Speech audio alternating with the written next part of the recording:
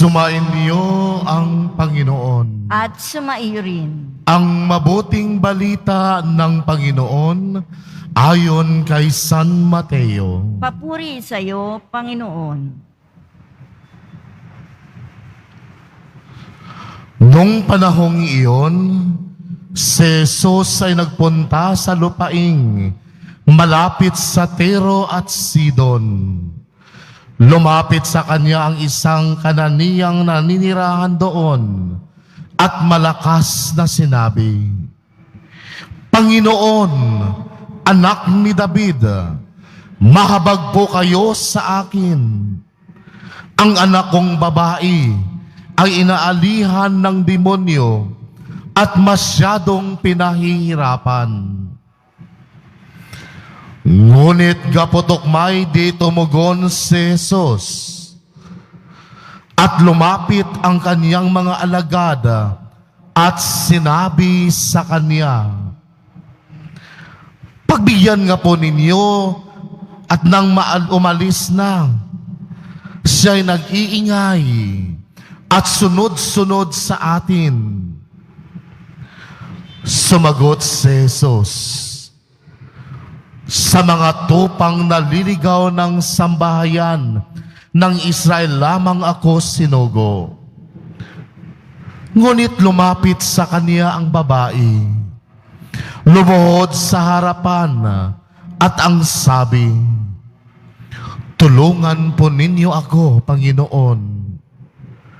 Sumagot si Jesus, Hindi dapat kunin ang pagkain ng mga anak upang ihagis sa mga tuta. Tunay nga po, Panginoon, tugon ng babae. Ngunit ang mga tuta man ay nagsisikain ng mumong na laglag sa hapag ng kanilang Panginoon. Kaya't sinabi sa kanya ni Jesus, Napakalaki ng iyong pananalig. Mangyari ang hinihiling mo. At noon din, gumaling ang kaniyang anak. Ang mabuting balita ng Panginoon. Pinupuri ka namin, Panginoong Hesukristo. Magsiupo mo na ang lahat. Isang mapagpalang araw po sa ating lahat at isang mapagpalang gabi po sa ating lahat dito sa loob at labas ng simbahan ng Quiapo. Sa ebanghelyo natin ngayon, mas magandang pagnilayan natin ang mga karakter sa ebanghelyong binasa natin ngayon. Unang karakter sa ebanghelyong binasa natin ngayon, ang kaniyang apostol, ang kaniyang mga alagad. Ano ang ginawa ng kaniyang mga alagad? Gusto nilang palayasin ang babae.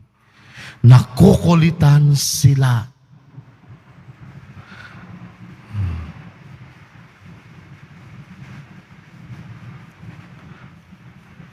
Minsan, tayong mga lingkod ng simbahan kung minsan ay may ganitong ding pag-uugali. Tayo kung minsan ay hadlang sa mga taong nananampalataya. Tayo kung minsan ay nagiging hadlang upang masira ang kanilang disposisyon sa pagpasok sa simbahan.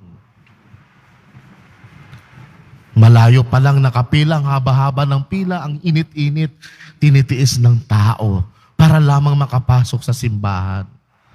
Pero kung minsan may mga alagad ng simbahan, walang ginawa kundi sumigaw ng sumigaw at magmura na magmura sa labas. Nawawala ang disposisyon ng taong nanampalataya. Nasisira ang kanilang araw dahil sa mga taong naninigaw sa labas. Katulad ng alagad ni Jesus. sila'y naging hadlang upang mas mapalapit ang babae sa Panginoon. Dapat sila pa yung taong tutulong sa agarang pangangailangan ng babae. Pero kung minsan tayo ay naging hadlang upang masira ang pananampalataya ng ibang tao. Pangalawang tauhan sa Ebanghelyo, ang babae. Kahit pinagtabuyan man siya ng mga alagad, kahit hindi siya pinansin ni Jesus, patuloy ang babae sa kaniyang panalangin. Patuloy ang babae sa paghingi ng tulong sa ating Panginoon. Hindi siya nawalan ng pag-asa. Naging matyaga ang babae sa kaniyang pagdarasal, sa kaniyang pagninikluhod, pagmamakaawa sa Panginoon.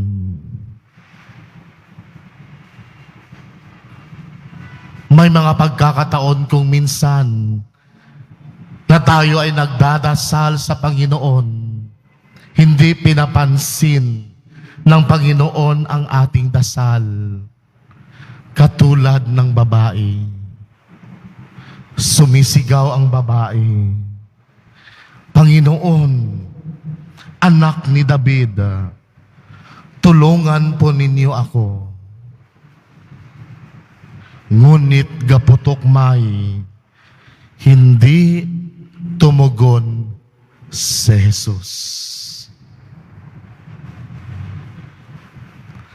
May pagkakataon sa ating buhay, sa ating pananampalataya, kahit ano ang hingin natin sa Panginoon, sa ating panalangin, ay hindi kaagad-agad, hindi agarang sinasagot ng ating Panginoon. Marahil mayroong mas magandang plano ang Diyos sa atin. Marahil mayroong mas magandang ibibigay ang Diyos sa atin kaysa doon sa ating hinihingi. Kaya huwag kang mawalan ng pag-asa. Habaan mo lang ang iyong pasensya. Katulad ng babae, kahit inilapusta na siya, kahit pinagsabihan na siya ng hindi maganda, ang babae ay hindi nawalan ng pag-asa. Bagkus patuloy siyang nagdarasal, patuloy siyang naninikluhod sa Panginoon. At dahil doon, nakita ng ating Panginoong Hesus ang kanyang malalim na pananampalataya. Sinabi ng ating Panginoong Hesus, napakalaki ng iyong pananalig. Mangyari ang hinihiling mo. At doon din gumaling ang kaniyang anak. Ang ating pagdarasal sa Panginoon ay hindi lamang isang araw. Hindi lamang 1 week. Hindi lamang isang buwan. Dapat ang ating pakipagrelasyon sa ating Panginoon ay tuloy-tuloy, matyaga. Dapat persistent ka sa iyong prayer. Hindi man ibigay agad ng Panginoon ang iyong dasal, huwag ka mawalan ng pag-asa. Huwag ka agad sumuko, huwag ka agad magtampo, huwag ka agad magmaktol. Ayaw mo na magsimba, galit ka na sa Panginoon dahil di agad binigay ang iyong hinihingi. Pero ang babae sa Ebanghelyo, kahit anong ginawa sa kanya, kahit ino-insulto na siya, patuloy pa rin siya sumisigaw at nagdadasal sa Panginoon. At dahil doon, nakita ng ating Panginoong Diyos ang kaniyang malalim na pananalig at agad-agad pinagaling ng Diyos ang kanyang anak. Ganon din sa atin. Kapag tayo ay tuloy-tuloy na nagdarasal, kapag tayo ay matyagang naninikluhod sa Panginoon, ibibigay ng Diyos ang ating mga kahilingan. Ipagkakaloob ng Diyos ang ating dinarasal. Lagpas-lagpas pa doon sa ating hinihingi, sa ating pangangailangan. Amen.